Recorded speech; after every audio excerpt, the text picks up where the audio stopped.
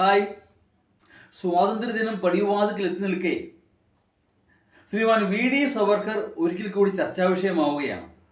ഇതെല്ലാം ആരംഭിച്ചത് കാസർഗോഡ് വിദ്യാഭ്യാസ ഉപജില്ലയില് ഒരു ഗ്രാപ്പൻ വാദ്യാര് ഏറ്റവും അധികം ജയിൽ ശിക്ഷ അനുഭവിച്ചയാള് ശ്രീമാൻ സവർക്കർ ആണ് എന്ന് പറയുന്നിടത്ത് നിന്നാണ്. അദ്ദേഹം സസ്പെൻഷനിലാണ്, അവിടെ നിൽക്കട്ടെ. അങ്ങനെയാണെങ്കിൽ പോലും ഏറ്റവും അധികം ജയിൽ ശിക്ഷ അനുഭവിച്ചത് ശ്രീമാൻ സവർക്കർ അല്ല, പണ്ഡിറ്റ് പരമാനന്ദ്. 22 വർഷം ആൻഡമാനിലെ സെല്ലുലാർ ജയിലിൽ കഴിഞ്ഞു.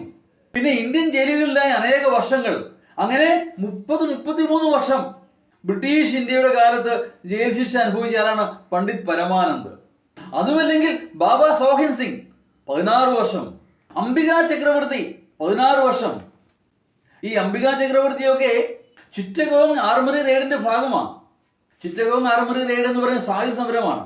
നോക്കൂ, സ്വാതന്ത്ര്യ സമരത്തിന് വേണ്ടി പടപോര് ചെയ്ത് ഗാന്ധിയൻ മാർഗത്തോട് മാത്രമല്ല, ഒരുപാട് എണ്ണമറ്റ സായുധ സമരങ്ങൾ സ്വാതന്ത്ര്യത്തിന് വേണ്ടി ഉണ്ടായിട്ടുണ്ട് പല കാലഘട്ടങ്ങളിലായി.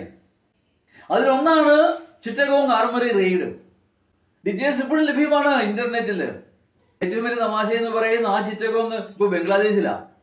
ബംഗ്ലാദേശ് ആണെങ്കിൽ ഇന്ത്യയുടെ ഏറ്റവും വലിയ ശത്രു. അവർ പാകിസ്ഥാൻ ഒപ്പമാണ് ഇപ്പോ. അപ്പോ പാകിസ്ഥാനും ബംഗ്ലാദേശും കൈകോർക്കണം ഇന്ത്യക്കെതിരെ. എത്രയേറെ ആയിരക്കണക്കിന് ധീര ജവാന്മാർ രക്തം ചിന്തിയിട്ടാണ് ബംഗ്ലാദേശിന് സ്വാതന്ത്ര്യം കിട്ടുന്നത്, ഇന്ത്യ മുഖാന്തിരം. ഇപ്പൊ ബംഗ്ലാദേശ് എവിടെ?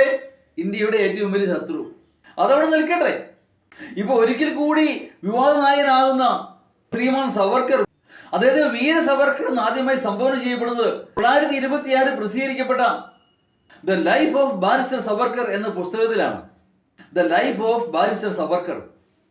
ആ പുസ്തകത്തിൽ അദ്ദേഹത്തെ പറ്റി ഒരുപാട് വർണ്ണിക്കുന്നുണ്ട്, അവദാനങ്ങൾ വാഴ്ത്തുന്നു. അദ്ദേഹം വലിയവനാണ്, അങ്ങനെയാണ്, ഇങ്ങനെയാണ്, എന്തൊക്കെയോ ഉണ്ട്. ആ പുസ്തകം അധികം ആരും വായിച്ചില്ല, അതിന്റെ റീപബ്ലിക്കേഷൻ നടന്നതുമില്ല. പിന്നെ വർഷങ്ങൾക്ക് ശേഷം 1987 അത് വീണ്ടും പബ്ലിഷ് ചെയ്യപ്പെടുന്നു. അങ്ങനെ 87 പബ്ലിഷ് ചെയ്യുന്ന ആ പുസ്തകത്തിന്റെ ആമുഖത്തിൽ പബ്ലിഷേഴ്സ് ഒരു കാര്യം പറയുന്നുണ്ട്. ഈ പുസ്തകം എഴുതിയത്, പ്രസിദ്ധീകരിച്ചത് അത് വേറെ ആരുമല്ല, ശ്രീമാൻ സവർക്കർ തന്നെയാണ് എന്ന് പറഞ്ഞാൽ അദ്ദേഹം എഴുതി, അദ്ദേഹം പ്രസിദ്ധീകരിച്ച അദ്ദേഹത്തിന്റെ പുസ്തകം, അതിലാണ് സവർക്കറിനെ ശ്രീമാൻ വീര സവർക്കറായി സംബോധന ചെയ്യപ്പെടുന്നത്. എന്താണെങ്കിലും ഇപ്പോഴും സോഷ്യൽ മീഡിയയിൽ ഏറെ ചർച്ചാ വിഷയമാണ് V D Savarkar. Thank U.